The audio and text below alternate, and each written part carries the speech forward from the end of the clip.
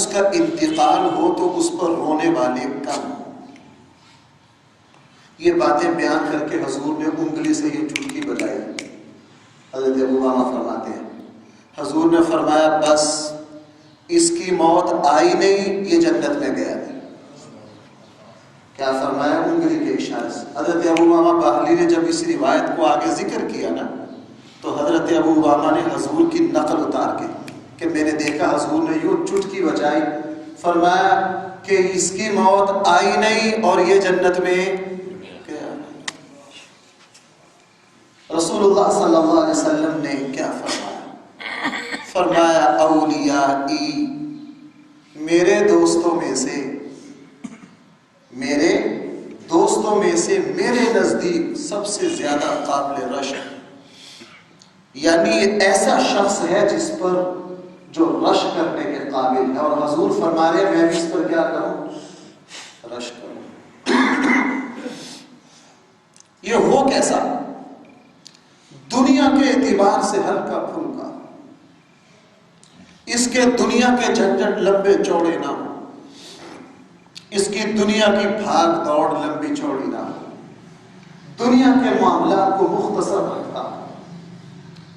یہ نہ ہو کہ پیسے کی بھاگ دوڑ میں، مال و جائیداد کے جوڑنے میں دن رات گدھے کی طرح جدا ہوا، ایک چیز حاصل کر لی دوسری حاصل کر لی تیسری،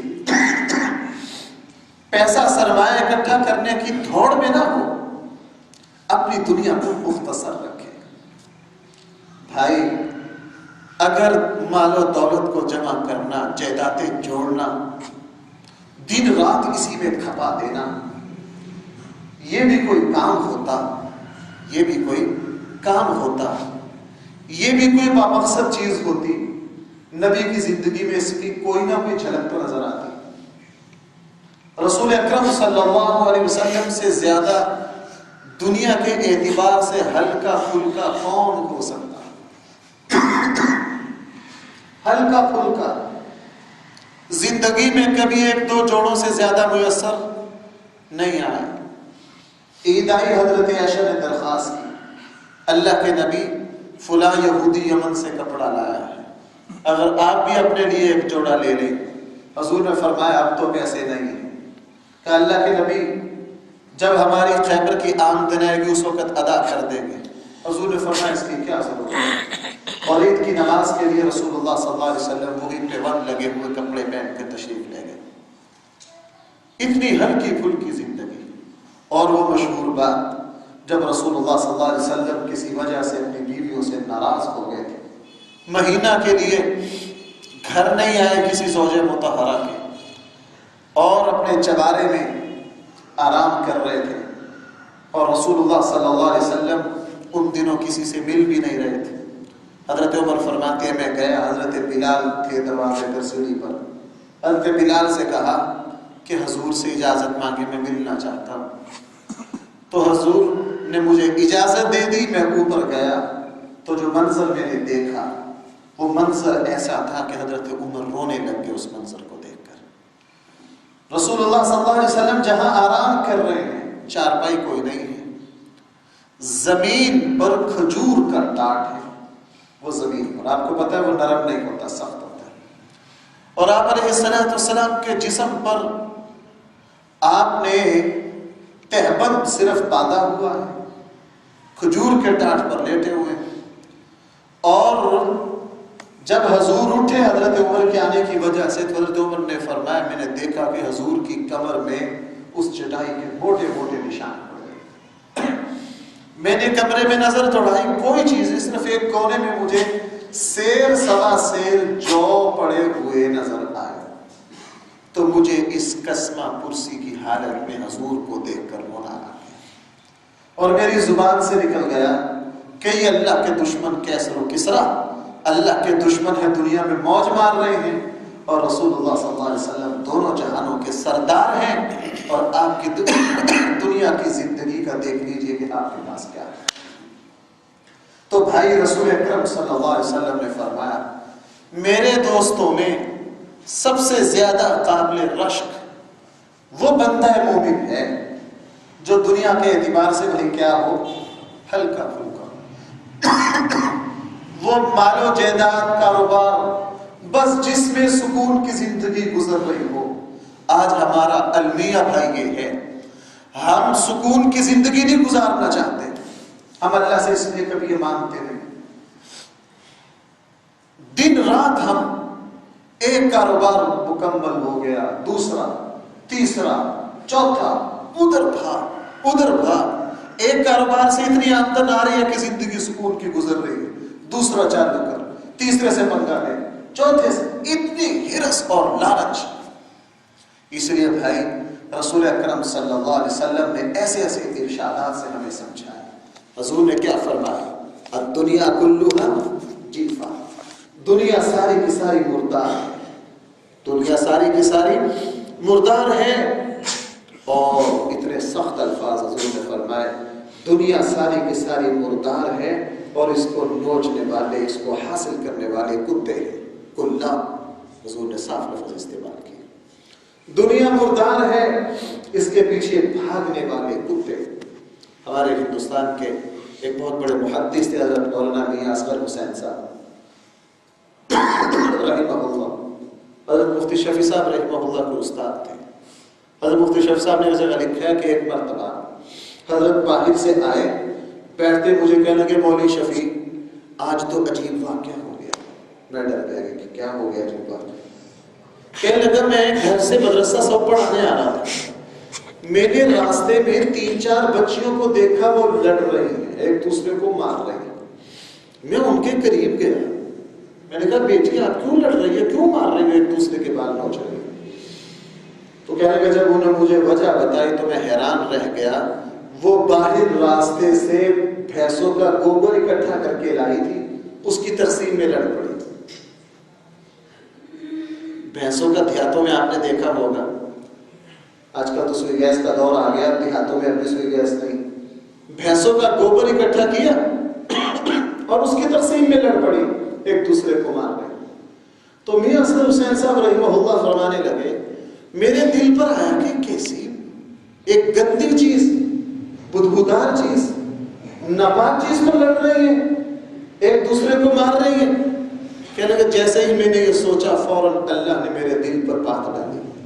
اور بھائی میں آپ سے ایک بات عرض کروں، جب دل پاکیزہ ہو نا، رزق پاکیزہ ہو، دل و دماغ پاکیزہ ہو، پھر اللہ کی طرف سے بڑی بڑی حقیقتیں کھلتی، اللہ کی طرف سے بڑی بڑی حقیقتیں کھلتی۔ ہمارا المیہ یہ ہے، ہمارا المیہ یہ ہے کہ چونکہ ہمارے دل و دماغ پاکیزگی نہیں رہی ہے، اس لیے ہمیں دین کے اعتبار سے بات نہیں سوچتی۔ یہ اللہ والے ہوتے ہیں، اللہ کی طرف فوراً دل پر بات آئی کہ میں ان بچیوں کو حقیر سمجھ رہا ہوں، یہ گوبر کی تقسیم پر لڑ رہی ہیں، تو حضور نے فرمایا کہ جو دنیا کی طلب میں لڑے وہ ان سے بھی زیادہ بدتر ہے۔ حضور نے تو ان کو کتے فرمایا، حضور نے ان کو کیا فرمایا ہے؟ اس لیے بھائی خدا را آج ہمارا معاملہ ایسا ہے، دن رات افراتفری، بھاگ دوڑ، سانس نہیں آ رہا، ادھر بھاگ ادھر بھاگ، نہ کھانے کا پتہ، نہ نماز کا پتہ، نہ گھر والوں کے حقوق کا پتہ۔ باہر جا رہے ہیں پیسے کما رہے ہیں، کتنے سالوں سے 5-5 سال سے بوڑھے ماں باپ یہاں ٹھوکریں کھا رہے ہیں۔ بوڑھے ماں باپ کیا کر رہے ہیں؟ یہاں ٹھوکریں کھا رہے ہیں۔ ماں باپ مر جاتے ہیں، جنازے پر آ جائیں گے، کہتے ہیں کہ سرد خانے میں لگا دو، میں 8 دن کے بعد آ رہا ہوں۔ کتنے دن کے بعد آ رہا ہوں؟ 8 دن کے بعد آ رہا ہوں۔ بہرحال رسول اکرم صلی اللہ علیہ وسلم نے فرمایا، میرے دوستوں میں سے قابل رشک وہ بندہ مومن ہے میرے نزدیک جو دنیا کے اعتبار سے بھائی کیا ہو، ہلکا پھلکا ہو۔ اس لیے اگر اللہ نے ہمیں مختصر دنیا دی ہے نا بھائی، یہ تو بڑی قابل رشک بات ہے۔ یہ کیا ہے؟ بڑی قابل رشک بات ہے۔ مولانا عبید اللہ سندھی کی مجھے ایک بات یاد آ گئی۔ مولانا عبید اللہ سندھی رحمہ اللہ کی ایک ہی بیٹی تھی۔ جب ہندوستان میں انگریز کے خلاف تحریک خلافت چلانے لگے نا، تو مولانا عبید اللہ سندھی کی ایک ہی بیٹی تھی۔ ایک دن اپنے شاگرد کو بلایا، ان سے کہا بیٹا میں چاہتا ہوں کہ اپنی بیٹی کا نکاح تم سے کر دوں۔ انہوں نے کہا جی جیسے آپ کا حکم۔ بیٹی کا نکاح کر دیا، نکاح کر کے اس کی اسی مجلس میں تھیلا تھا پاس سے، کھڑے ہو کے کہا لوگوں میری ساری دنیا یہ تھیلا ہے، میری ساری دنیا کیا ہے؟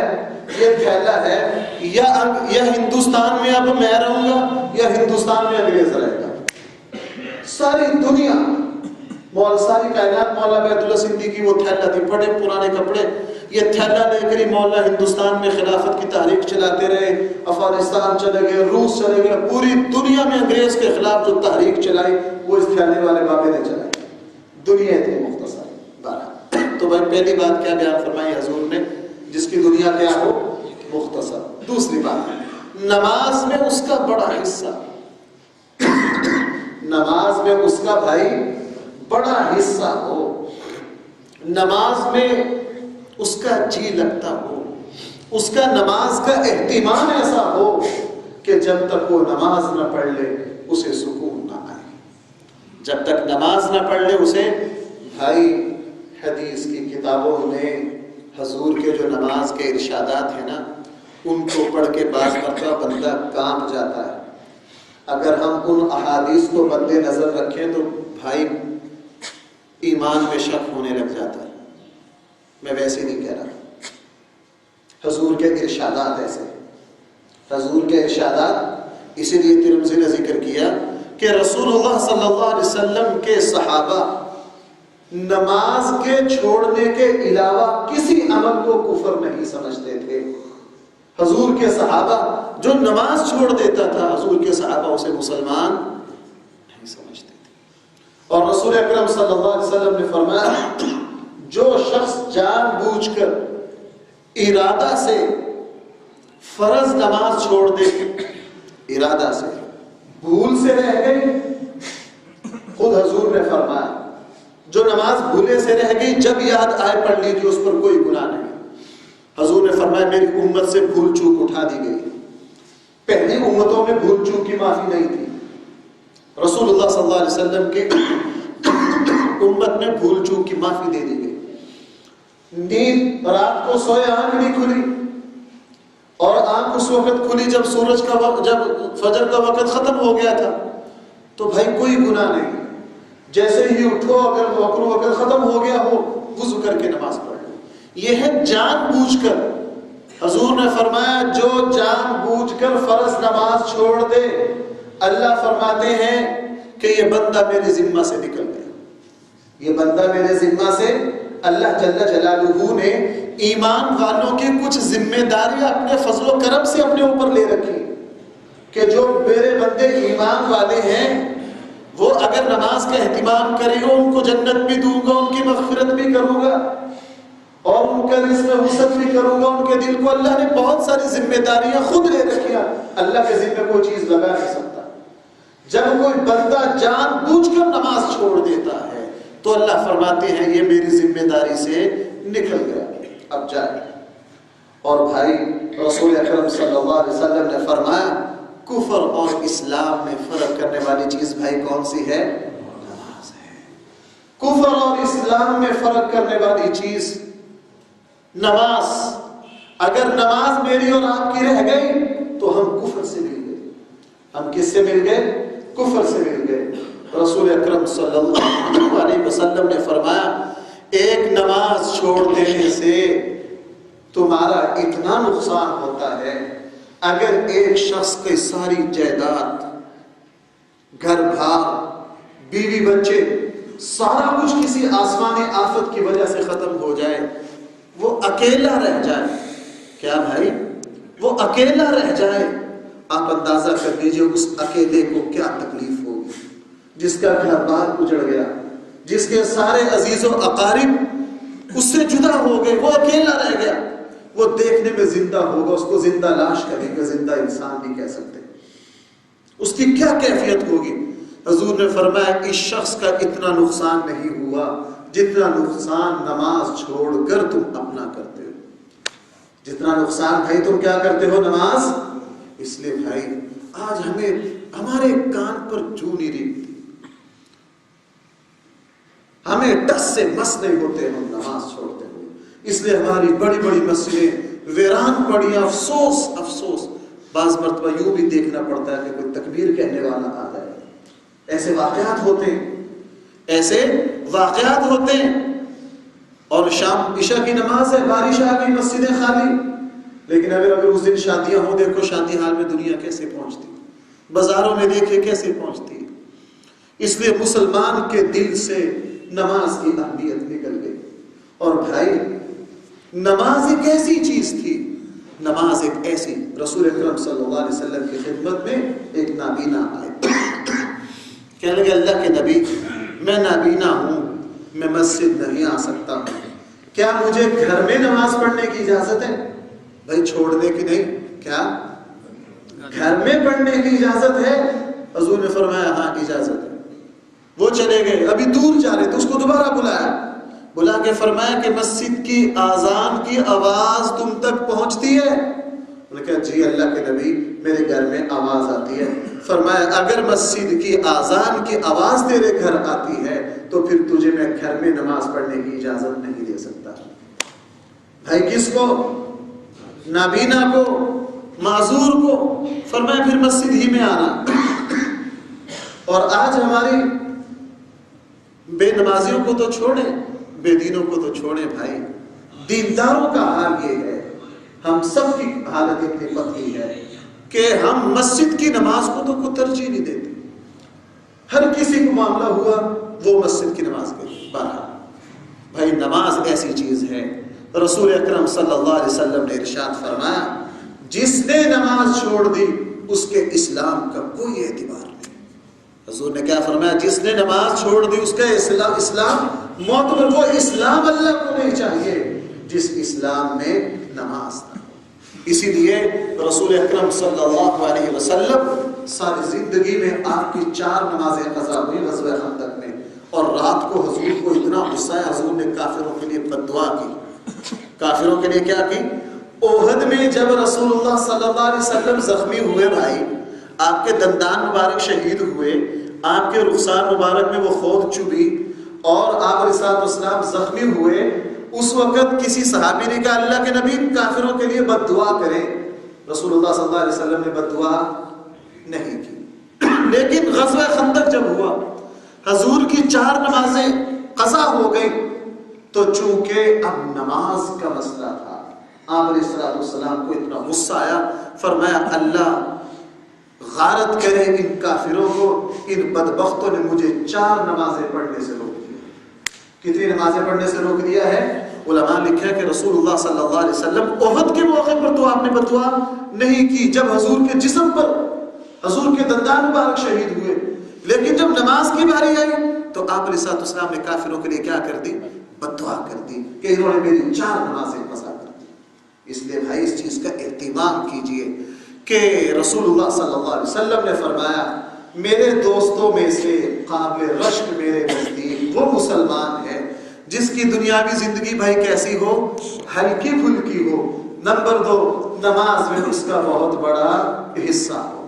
نمبر 3 رسول اکرم صلی اللہ علیہ وسلم نے فرمایا وہ شہرت کو پسند نہ کرتا، جس کو سادہ زبان میں کہہ سکتے ہیں حب جاہ. شہرت کو پسند نہ کرتا، گمنامی کی زندگی کو پسند کرتا، وہ اپنے کسی کام کی تشہیر کو پسند نہ کرتا، ریاکاری سے دور بھاگتا، ہر کام اخلاص سے کرتا، اللہ کی رضا کے لیے کرتا. علماء نے لکھا کہ ریاکاری کی سب سے پہلی علامت یہ ہے بندہ جب کوئی کام کرے نیکی کا اور دل میں یہ خواہش پیدا ہو جائے کہ میرے اس کام کی دوسروں کو اطلاع ہو جائے، فرمایا یہ ریاکار ہے، اس کا عمل قبول نہیں ہوتا. یہ کیا ہے بھائی؟ ریاکار ہے، اس کا عمل قبول نہیں ہوتا. تو تیسری خوبی حضور نے یہ فرمائی وہ گمنامی کو پسند کرتا ہو، وہ تشہیر نہ چاہتا ہو. اللہ معاف فرمائے یہ روگ بھائی اس وقت ہم میں اتنا پیدا ہو گیا ہے، اللہ معاف فرمائے ہم میں تشہیر کا، اپنی حیثیت کا اتنا مرض پیدا ہو گیا ہے. لوگ اس وجہ سے ناراض ہو جاتے ہیں کہ بھائی اشتہار پر میرا نام چھوٹا کیوں لکھا ہے، دوسرے کا نام بڑا کیوں لکھا ہے. مجھے مرکزی جگہ بیٹھنے کے لیے کیوں نہیں بلایا؟ میرا نام کیوں نہیں لیا؟ اللہ معاف فرمائے، اللہ معاف فرمائے۔ آج کل تو مسجدوں میں آپ نے دیکھا ہوگا، میں نے یہاں ڈسکا میں دیکھا، میں نام نہیں لیتا، ڈسکا میں دیکھا، مسجد پر پنکھے لگے ہوئے اور اوپر لکھ رکھا ہے نیچے مارکر سے، یہ فلاں کی طرف سے۔ یہ کس کی طرف سے ہے؟ یہ فلاں کی طرف سے ہے۔ تختیاں ہر روڈ پہ جس کی افتتاح ہوا ہے تختیاں لگی ہوئی ہیں کہ نہیں؟ کیوں بھائی؟ لگی ہوئی ہیں کہ نہیں جگہ جگہ؟ جس روڈ کا افتتاح جس نے کرنا، پل کا فلاں کی وزیر اعظم کی تختی، فلاں کی تختی، فلاں کی تختی، ہر جگہ ریاکاری، ہر جگہ ریاکاری۔ اور بھائی پہلے لوگوں کے حالات ایسے ہیں، آپ دنیاوی اعتبار سے بادشاہ جو ہوتے ہیں ان کو ہم کسی کھاتے میں شمار نہیں کرتے۔ وہ مشہور واقعہ آپ نے بارہا سنا ہوگا، حضرت قطب الدین بختیاری رحمہ اللہ کا جب انتقال ہوا تھا، مشہور بات ہے، آپ سب کو واقعہ آتا ہوگا۔ حضرت رحمہ اللہ کا جب انتقال ہوا تو فرمایا کہ بھائی جب مجھے کفن دفن دے دو، میت رکھ دو، تو میں نے اپنے نماز جنازہ پڑھانے والے کے بارے میں وصیت کر دی ہے، میرا جب نماز جنازہ تیار ہو جائے، لوگ آ جائیں، تو اس وقت میری وصیت کھول دو۔ اب حضرت قطب الدین بختیار کاکی رحمہ اللہ بڑے اونچے درجے کے ہندوستان کے اولیاء اللہ تھے، بادشاہ وزراء سب ان سے بیعت تھے۔ اب ہزاروں کا مجمع جب میت لا کے رکھی، وصیت کھولی، تو وصیت میں کیا لکھا تھا؟ وصیت میں لکھا تھا میری نماز جنازہ وہ پڑھائے جس کی زندگی میں ایک نماز بھی جماعت سے نہ رہی ہو۔ کیا؟ جس کی ایک نماز بھی جماعت سے نہ رہی ہو، جماعت کے ساتھ بھی پڑھی ہو، تکبیر اولیٰ کے ساتھ بھی پڑھی ہو۔ دوسری شرط، اس نے کبھی بھی حرام کاری نہ کی ہو، کبھی بھی حرام کاری نہ کی ہو، اور کبھی بھی زندگی میں ایک مرتبہ بھی اس کی عصر کی سنتیں فوت نہ ہوئی۔ آپ کو پتا عصر سے پہلے سنتیں غیر موقع ہیں، وہ صرف مستحب ہیں، اور ہم اکثر نہیں پڑھتے، ہم اکثر نہیں پڑھتے۔ اب اس شرط پر کون پورا اترے؟ اب وصیت پڑھ دی حضرت قطب الدین بختیاری کاکی رحمہ اللہ کے جو مریدین میں علماء بھی تھے، صلحاء بھی تھے، بڑے بڑے نیک لوگ تھے، اور سب کی پیشانیوں پر پسینے آ گئے یہ شرطیں سن کر۔ اب جنازہ پڑھا، کون جنازہ پڑھا ہے؟ چونکہ ہر بندے نے دیکھا میں تو اس پر پورا نہیں اترتا، زندگی میں کوئی نماز جماعت سے نہ رہی ہو، تکبیر اولیٰ سے پڑھی ہو، اور کبھی حرام کاری کے قریب نہ گیا ہو، اور عصر کی سنتیں کبھی بھی اس کی قضا کبھی فوت نہ ہوئی ہو۔ اب کافی دیر میت پڑی رہی، کوئی جنازہ کے لیے آگے نہ آئے۔ میں نے عرض کیا بڑے بڑے علماء حضرت کے مریدین تھے، پسینے آ گئے سب کو۔ اتنے میں ایک شخص اٹھے، رو رہے ہیں، آنکھوں سے آنسو جاری ہیں داڑھی پر، اور نماز جنازہ کے لیے کھڑے ہو گئے۔ نماز جنازہ جب پڑھی سارے حیران رہ گئے کہ اتنی کڑی شرطوں پر کون پورا اترا۔ جب نماز جنازہ پڑھا کر لوگوں نے دیکھا، یہ اس وقت کے بادشاہ شمس الدین التمش تھے، ہندوستان کے مشہور بادشاہ۔ کون تھے بھائی؟ التمش مشہور ہیں بادشاہ۔ اور جس وقت نماز جنازہ پڑھائی تو چونکہ یہ بھی حضرت سے مرید تھے، فرمایا حضرت آپ جاتے جاتے میرے ساتھ ایک ظلم کر گئے، میرا راز فاش کر گئے۔ کیا کر گئے؟ رو اس پر ہے، میرا راز فاش کر دیا، کسی کو میرے اس عمل کا پتہ نہیں تھا، آپ نے میرا راز فاش کر دیا۔ بادشاہ وقت کوئی نماز بغیر جماعت کے نہیں، کوئی نماز بغیر تکبیر اولیٰ کے نہیں، حرام کاری کے قریب نہیں گئے، اور بھائی عصر کی سنتیں کبھی، ایسا بادشاہ، اور اس عمل کا پتہ کسی کو نہیں، اس عمل کا پتہ کسی کو نہیں۔ اس لیے تو ہندوستان کی 26 سال انہوں نے حکومت کی ہے۔ کتنا عرصہ بھائی؟ 26 سال۔ اور یہ وہی بادشاہ ہے جنہوں نے اپنے دروازے پر گھنٹی لٹکا رکھی تھی کہ جب بھی کسی کو کوئی حاجت ہو میری گھنٹی بجائے آ کر۔ اور ان کے دربار میں خود بھی سارے وزراء بھی سب کو فرمایا سفید لباس پہنا کرو تاکہ تمہیں اپنا کفن یاد رہے۔ کون سا لباس پہنتے تھے؟ سفید لباس، اپنا کفن یاد رہے۔ 26 سال حکومت کی، اور مخلص ایسے کہ اتنے بڑے عمل کا کسی کو پتا نہیں۔ اللہ معاف فرمائے، اس وقت بھائی ہمارے عملوں کا بہت برا حال ہے، کیا عرض کریں، ہم سب کی حالت کمزور ہے۔ بھائی یہ نہ سمجھا کریں آپ کہ شاید میں یہ آپ کو نصیحت کرتا ہوں، میں اللہ کی قسم کھا سکتا ہوں میں آپ لوگوں کو نصیحت نہیں کرتا، بلکہ جن دنوں مجھے اپنی کوئی خامی زیادہ کھٹک رہی ہوتی ہے میں اسی پر بیان کرتا ہوں اپنے نفس کی اصلاح کے لیے۔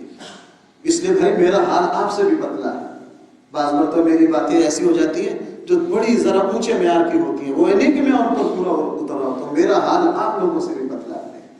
اگر ہم ان باتوں پر پرکھیں، میں نے عرض کیا سچی بات یہ ہے، پتہ نہیں ہمارا اللہ محافظ ہے ہماری حالت کیا ہے۔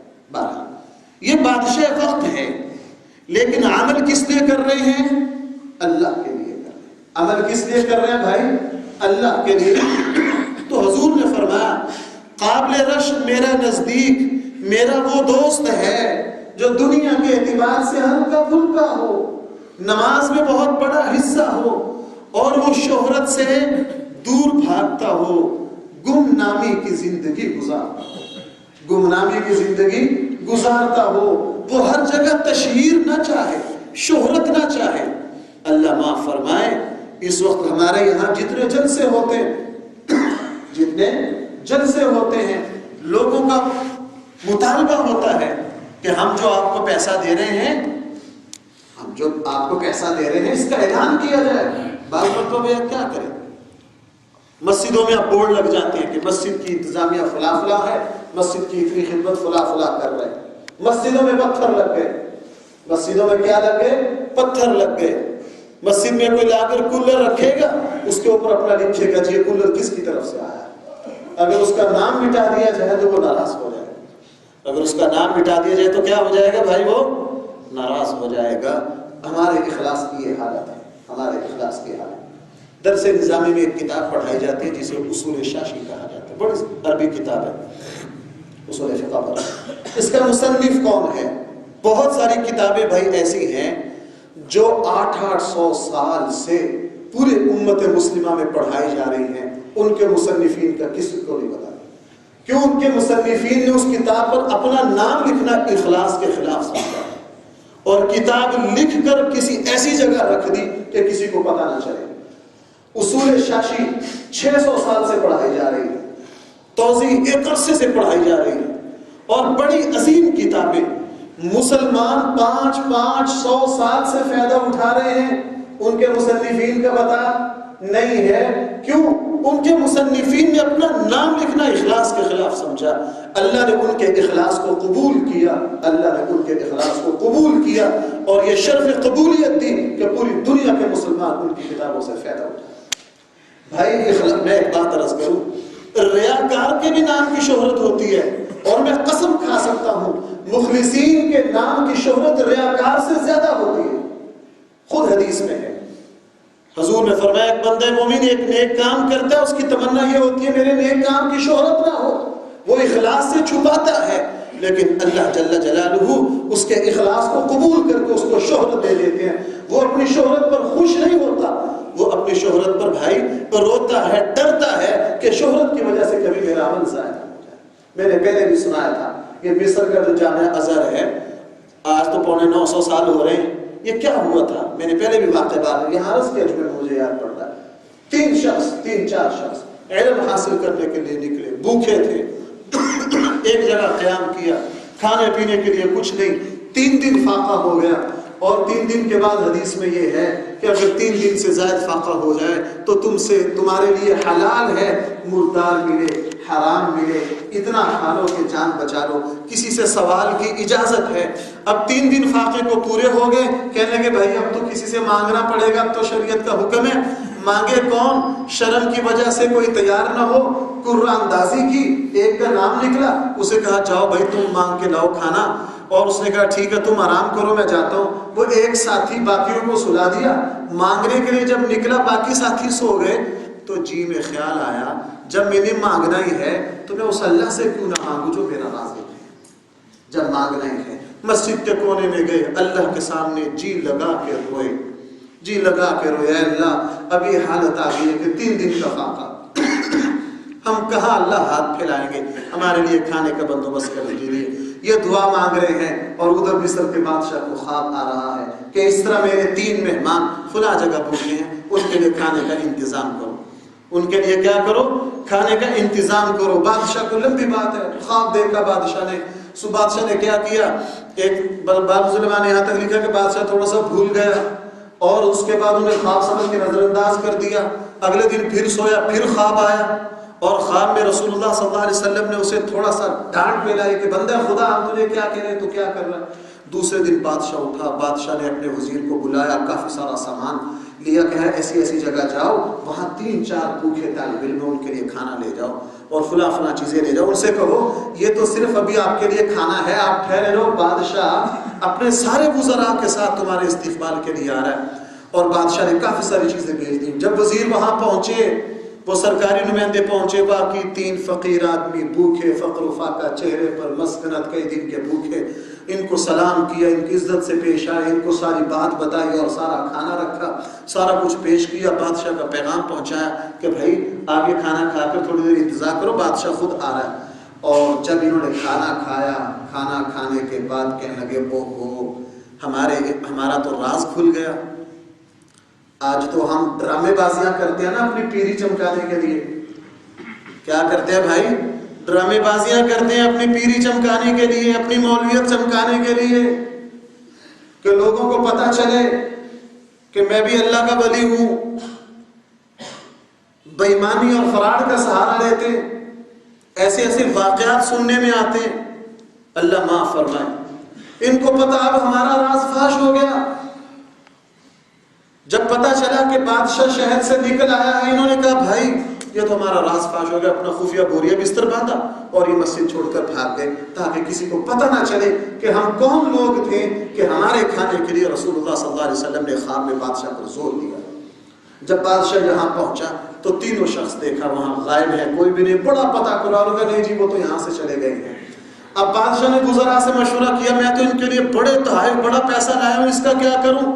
ایک عقل مند وزیر تھا، اس نے کہا بادشاہ جی یہ کوئی اللہ والے مخلص لوگ تھے، ان کے نام پر مدرسہ بنا دیجیے. ان کے نام پر کیا بنا دیجیے؟ مدرسہ بنا دیجیے. بادشاہ نے مدرسہ بنا دیا اور وہی مدرسہ ہے جس کو آج دنیا جامعہ ازہر کے نام سے جانتی ہے. 1000 سال کے قریب ہو گیا وہ مدرسہ، 8-9 صدیوں سے چل رہا ہے. ہزاروں علماء، فقہاء، محدثین، علماء وہاں سے پیدا ہوئے. اور بھائی سب کا ثواب کسے جا رہا ہے؟ ان 3 مخلصین. اس لیے بھائی ہمیں اخلاص کی قوت کا اندازہ نہیں ہے. بہرحال رسول اللہ صلی اللہ علیہ وسلم نے فرمایا وہ شخص بھائی کیسا ہوگا؟ شہرت سے دور بھاگتا ہوگا، وہ اپنے عمل کی تشہیر نہیں کرے گا. اور بھائی رسول اللہ صلی اللہ علیہ وسلم نے فرمایا، آخری بات آپ نے فرمایا اس کی حالت یہ ہوگی کہ جب وہ دنیا سے جائے گا لمبی چوڑی جائیداد چھوڑ کر نہیں جائے گا. ہم بڑا خوش نصیب اسے سمجھتے ہیں جو اپنی جائیداد اولاد کے لیے بڑا کچھ چھوڑ کر جائے، اور یہ ایک درجہ میں سعادت مندی ہے بھی صحیح، ایک درجہ میں ہے. لیکن میں نے عرض کیا کہ اس جائیداد کو اکٹھا کرنے میں آدمی اندھا ہو جائے، شریعت کی نظر میں وہ غلط. بہرحال حضور نے فرمایا وہ ایسا شخص ہوگا کہ وہ لمبی چوڑی جائیداد چھوڑ کر نہیں جائے گا. اور آخر میں حضور نے فرمایا کہ جب اس کا انتقال ہوگا تو اس پر زیادہ رونے والے نہیں ہوں گے، یعنی معمولی حیثیت کا آدمی. اور بھائی سے 1-2 باتیں اور میں آپ سے عرض کروں. آج کل ہمارے یہاں ایک رواج نکل آیا، ہم کہتے ہیں جی آپ نے دیکھا نا اخبارات میں اشتہار چھپتے ہیں، فلاں بڑی شخصیت ہے جو ان کا انتقال ہو گیا، ان کی اتنی بڑی اس وقت ان کی نماز جنازہ ہوگی. اور میں نے یہاں بھی دیکھا آج کل یہ نیا رواج آ گیا، جب جنازہ کے لیے بھی راستوں میں یہ چکچیاں کروا کے لاؤڈ اسپیکروں سے بھائی اعلان ہو رہا ہوتا ہے کہ نہیں، زیادہ سے زیادہ لوگوں کو اکٹھا کرنا تاکہ پتہ چلے جی ہمارے اب بڑے آدمی تھے، ان کے بڑے تعلقات تھے. یاد رکھیے بھائی یہ آخرت کے اعتبار سے موت ہے، تباہی ہے. احادیث میں آتا ہے جتنا ہمارے آخرت کے مراحل کم درجے کے ہوں گے اللہ کا فضل اتنا ہوگا. روایات میں آتا ہے کہ جن قبروں کے نشان مٹ جاتے ہیں، ان قبروں کو صحیح رکھنے والا کوئی نہیں رہتا. ان پر آنے جانے والا کوئی نہیں رہتا. جب ان کے نشان مٹ جاتے اللہ فرماتے ہیں ان کی مغفرت کر دو, اب ان کا نام لینے والا کوئی نہیں. ان کی کیا کر دو؟ ان کی مغفرت کر دو. اور ہمارے یہاں کیا کریں گے؟ بڑی تشہیر. اب میں اللہ معاف فرمائے, نماز جنازہ 3 دن کھانے لوگ اس طرح اہتمام کریں گے, شادیوں پہ اتنے اہتمام نہیں, شامیانے لگے ہوئے ہیں. اور اب تو شادی حال بک ہونے لگ گئے ہیں. 8-10 دن پہلے ایک دوست مجھے بتا رہے تھے کہ یہاں ایک صاحب کا انتقال ہوا ہے, تو اگلے دن انہوں نے شادی حال میں کھانا. کہاں کھانا بھائی؟ لوگوں کو اکٹھا کرنا, تشہیر کرنا, تاکہ زیادہ سے زیادہ لوگ اکٹھے ہوں, لوگوں کو پتہ چلے کہ ہمارے بڑے تعلقات ہیں, ہماری بڑی شہرت ہے. اور حضور کیا فرما رہے ہیں؟ حضور فرما رہے ہیں قابل رشک میرا وہ دوست ہے, جب وہ دنیا سے جائے اس پر رونے والے نہ. اس لیے بھائی یہ بالکل غلط بات ہے. ہم پتہ نہیں کس رخ پر ہمارے یہاں, اس لیے تو میں عرض کرتا ہوں ہمارے یہاں نماز جنازہ پتہ نہیں کیا بن گیا. نماز جنازہ تو اول تا آخر ریاکاری بن گیا. نماز جنازہ اول تا آخر کیا بن گیا بھائی؟ ریاکاری بن گیا, دکھلاوا بن گیا. لوگوں کے اوپر اپنی فوقیت ظاہر کرنا, اپنے تعلقات کو ظاہر کرنا, لمبے چوڑے کھانے پکانا, ایک جشن کا سما بنانا, کہ لوگوں کو پتہ چلے کہ ہم کوئی معمولی حیثیت کے لوگ نہیں ہیں. یعنی ہمارے یہاں موتی بھی ریاکاری بن گئی. الہاکم التکاثر, اس آیت کا شان نزول دیکھو. 2 عرب شاعر آپس میں لڑ پڑے. انہوں نے کہا ہم تم پر فضیلت رکھتے ہیں, اس نے کہا نہیں ہم تم پر فضیلت رکھتے ہیں. اس نے کہا نہیں ہم تم پر, دلیل کیا ہے؟ اس نے کہا ہماری قبریں زیادہ ہیں, ہمارے نوجوان جنگوں میں زیادہ قتل ہوئے ہیں, جا ہمارے نوجوانوں کی قبروں کو شمار کر. جس وقت اس نے یہ کہا تو اللہ جل جلالہ کو بھی اللہ بس فرمایا کہ یہ اشرف المخلوقات ہے. یہ فخر کر رہا موت پر, فخر کر رہا کس پر؟ موت پر کر رہا. یہ اتنا گر گیا, اس نے اپنی موت کو بھی ریاکاری بنا دیا. تو سورۃ التکاثر نازل ہے, الہاکم التکاثر, تمہیں مال کی کثرت نے ڈبو دیا ہے, تباہ کر دیا, ہلاک کر دیا. حتی زرتم المقابر, اور یہ مال و دولت اکٹھا کرتے کرتے, اپنی فضیلتیں بیان کرتے کرتے تم قبروں تک چلے گئے ہو. اپنی قبروں کو تم نے فضیلت کا ذریعہ بنا لیا. اور قرآن کریم نے سخت انداز میں ان سے خطاب فرمایا. اس لیے بھائی یہ جو موت کے وقت ہم آج کل ڈرامے کرتے ہیں, جو تشہیر کرتے ہیں, جو ریاکاری کرتے ہیں, خطرہ ہے کہ کل قیامت میں یہ پکڑ کا ذریعہ نہ ہو جائے. او یاد کرو ابو ذر غفاری کے آخری وقت کو. ابو ذر غفاری غزوہ تبوک سے پیچھے رہ گئے تھے. رسول اللہ صلی اللہ علیہ وسلم ہر روز پوچھتے تھے ابو ذر غفاری نہیں آئے. ایک دن دور سے دیکھا ایک بندہ اپنا سامان اٹھا کر آ رہا ہے. حضور نے فرمایا لگتا ہے ابو ذر غفاری ہیں. قریب آئے, واقعی ابو ذر غفاری تھے. حضور نے فرمایا ابو ذر غفاری ہے بھی اکیلا, یہ دنیا سے بھی اکیلا ہی جائے گا. یہ دنیا سے بھی کیا جائے گا؟ اکیلا ہی جائے گا. ابو ذر غفاری کا جب انتقال ہوا, مدینہ کے قریب ایک لمبی بات ہے, خیمے میں رہتے تھے, ایک خیمے میں رہتے. ان کے پاس صرف ان کی بیوی تھی, ان کے پاس صرف ان کی بیوی تھی, کوئی نہیں تھا, کوئی نہیں تھا. بیوی نے کہا تمہارے انتقال کے بعد میں تمہاری میت کو کہاں لے جاؤں؟ مدینہ لے جاؤں؟ فرمایا نہ, خیمے سے باہر رکھ دینا, کوئی قافلہ یہاں سے گزرے انہیں کہہ دینا کہ یہ حضور کے صحابی ہیں, ان کی نماز جنازہ پڑھ دو. ابو ذر غفاری جلیل القدر صحابی ہے, ابتدائی مسلمانوں میں سے ہیں. اور یہ پتہ کون سے ابو ذر غفاری ہیں؟ وہی جو میں نے سنا تھا ایک دن جبرائیل آئے حضور سے ملنے کے لیے. ابو ذر غفاری ایک کنارے پر بیٹھے تھے اور حضرت جبرائیل بار بار حضرت ابو ذر غفاری کی طرف دیکھ رہے. حضور نے حضرت جبرائیل سے پوچھا جبرائیل آپ ان کو جانتے ہیں جو بار بار دیکھ رہے ہیں؟ فرمایا کیوں نہیں جانتا, اس کو تو زمین کے دنیا والے اتنا نہیں پہچانتے جتنا اس کو آسمان والے پہچانتے. پوچھا کیوں؟ فرمایا کہ یہ اللہ کے ڈر سے روتے رہتے. یہ اللہ کے ڈر سے, اللہ کے ڈر سے رونے کی وجہ سے زمین والوں میں ابو ذر غفاری کی اتنی شہرت نہیں ہے جتنی شہرت کس میں ہے بھائی؟ آسمان والوں میں ہے. بی بی نے کہا مدینہ لے جاؤں تمہاری میت کو, کہنے لگا نہیں خیمے سے باہر رکھ دینا. اور ان کو غسل ان کی بیوی نے دیا اور کفن ان کی بیوی نے دیا, اور کوئی نہیں تھا, خیمے سے باہر رکھ دیا.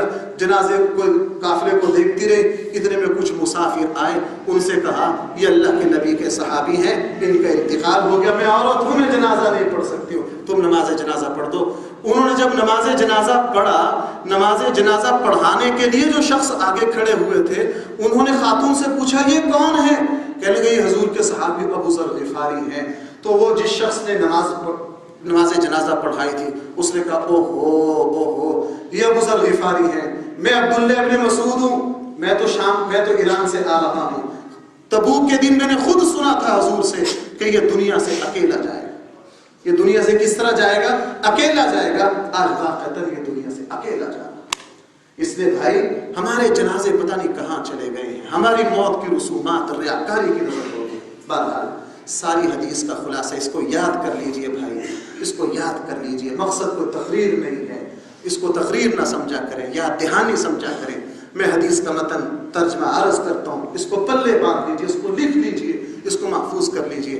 حضور علیہ السلام نے فرمایا میرے دوستوں میں سے میرے نزدیک سب سے زیادہ قابل رشک وہ بندہ مومن ہے جو دنیا کے اعتبار سے ہلکا پھلکا ہو، نماز میں اس کا بہت بڑا حصہ ہو، ریاکاری سے دور بھاگتا ہو، گمنامی کی زندگی گزارتا ہو، کہیں سے گزر رہا ہو تو لوگ اس کی طرف انگلیوں سے اشارے نہ کریں، اور جب وہ دنیا سے چلا جائے اس کی کوئی لمبی چوڑی جائیداد نہ ہو اور اس پر کوئی زیادہ رونے والے نہ ہو. حضور نے یہ بات بیان کرنے کے بعد انگلی سے چٹکی بجائی، فرمایا کہ یہ جو شخص ہے بس اس کو موت آئی نہیں یہ جنت میں گیا، اس کو موت آئی نہیں یہ جنت میں. اللہ جل جلالہ ہم سب کو ان خوبیوں میں سے کوئی ذرات عطا فرمائے.